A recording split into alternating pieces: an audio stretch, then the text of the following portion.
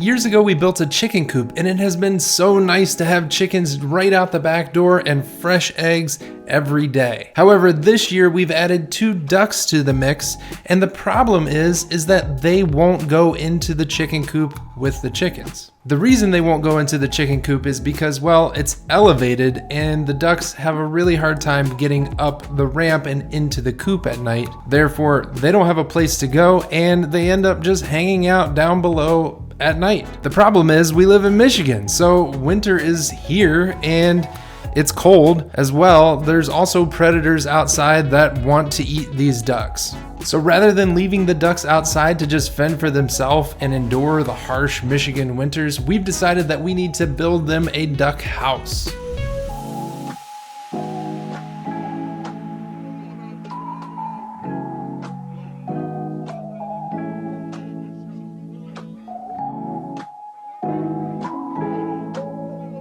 All right, so I already went ahead and got all of the lumber cut. Now, as far as the lumber goes, we're gonna be using 2x4 treated lumber for the structure.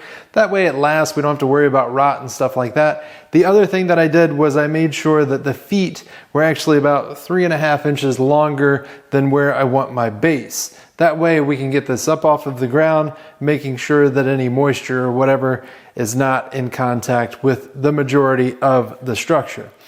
Now, the overall unit is going to be about 24 inches deep by 36 inches wide, and that should be enough to house the 2 ducks as well as maybe 1 or 2 additional ducks, which I know is probably inevitable. But the other thing I did was I added a 10-degree pitch on the roof, so that way we can shed water off of that. So we're just going to go ahead and get the structure assembled. That way, once we get that set, we can kind of figure out what we want to do with the outside. Now, as far as assembly goes, I'm going to be using the Craig jig, and the Craig jig that I'm going to be using in particular is the 520 Pro. So you just simply slide your lumber in there and clamp it down, and you're ready to drill some pocket holes.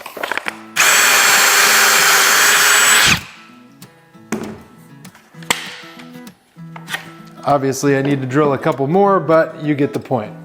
Let's go ahead and assemble this thing.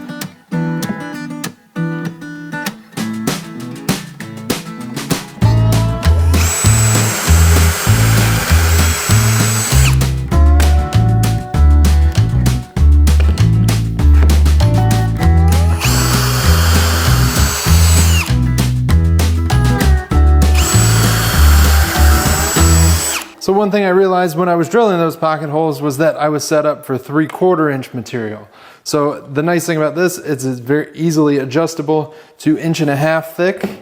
And then there is a collar on here where all you do is loosen this little stop and you line that up with 1.5 inch. It's already got all the little markings on it and everything, so it's very easy to get this thing dialed in exactly for the lumber that you're using. All right, we're all set. Let's try again.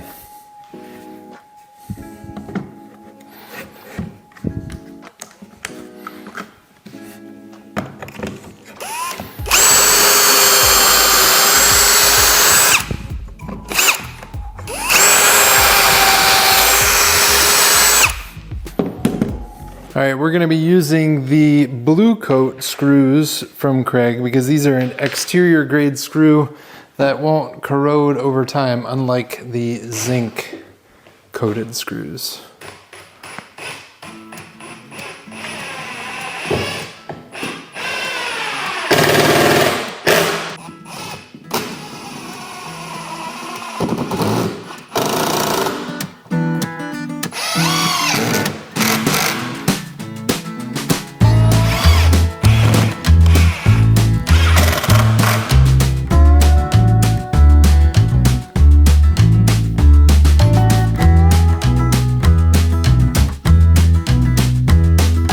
So we just finished up a deck project and I had some decking left over, so I'm going to be using that for the floor of this duck house.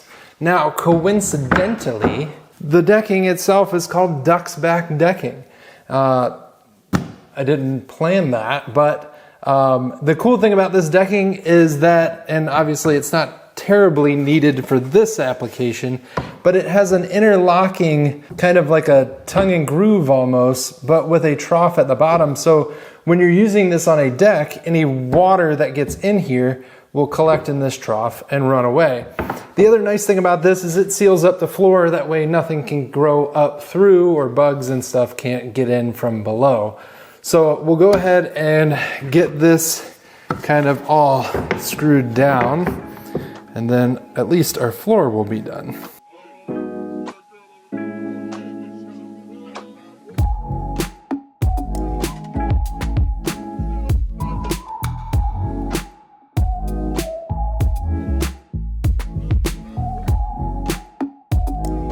All right, for the siding we ultimately decided on, this is just T111. It's pretty cheap, but obviously a durable siding. And I went ahead and traced out both sides, and we cut those out with a track saw. And now I'm gonna go ahead and attach those. And I'll attach them just right now temporarily with brad nails. So I'll just flip this over and put these on. The reason I'm attaching them now is so that then I can lay this out and we can trace it. That way the front and the back, or at least the front for right now, we still got to figure out what we want to do with the back, but the front will overhang the side here. So we'll go ahead, line everything up, and just tack that on.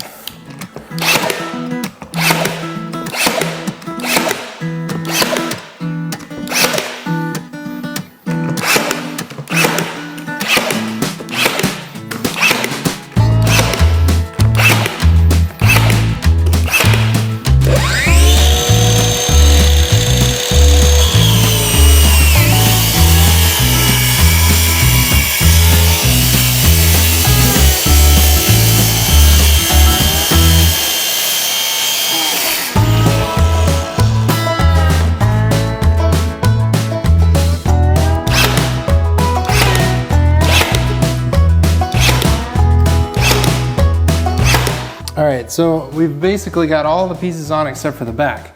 Now the back is, obviously I'm cutting all of this upside down so that the good side is going to be on the outside. We're tracing the back of it and then cutting out.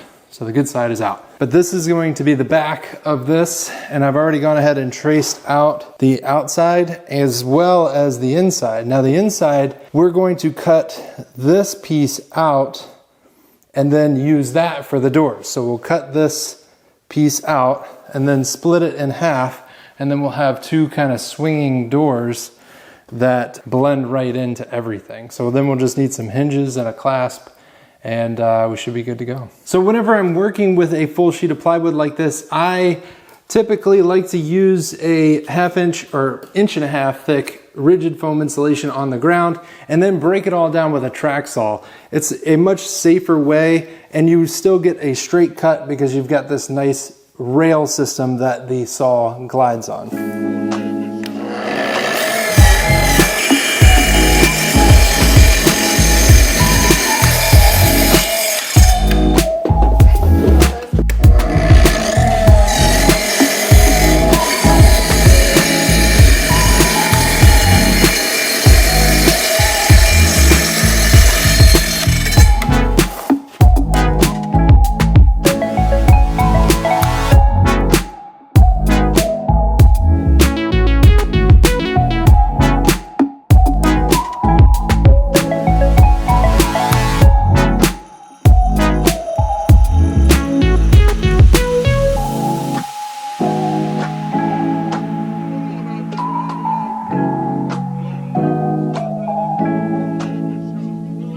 All right, we've got this, the duck house painted, and we went ahead and flipped it over on the front so that I can install the doors now.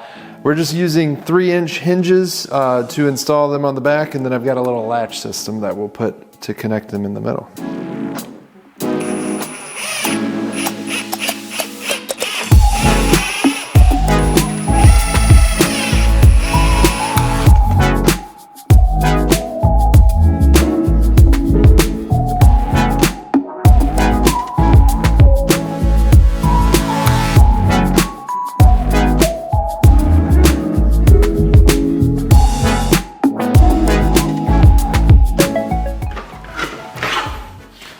Okay, so I went ahead and before we started painting all of this, I just framed up like a 2x4, just a picture frame essentially for the roof. And then we installed it with hinges on the front, so we'll be able to open it up. Still a little squeaky, but it functions just how we need to be able to get in there. And then ultimately we decided on the polycarbonate roofing material. We went with that because it's, for one, it's lightweight. It's not sharp like a metal roofing would be, and I think it looks good. It also provides some natural light on the inside, and from what I hear, the ducks like that. So we'll go ahead and get this installed using just some rubber washer kind of roofing screws, and we should be about ready to wrap this thing up.